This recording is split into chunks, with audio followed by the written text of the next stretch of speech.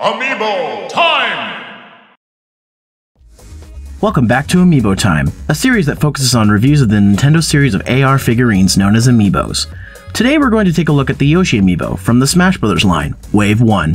Yoshi looks as happy-go-lucky as he usually does with this pose from the Assist Trophy. Detail-wise, the tail, the spikes, and the iconic large nose are all there. Unfortunately, these details show how poor the color detail is. There's not much outside of that, but simplicity is part of Yoshi's design. He's just an adorable dinosaur. Yoshi currently works with 5 games, with gameplay functionality in Super Smash Bros. For Wii U and 3DS, and Mario Party 10, and unlockable content in Mario Kart 8, Hyrule Warriors, and Captain Toad Treasure Tracker.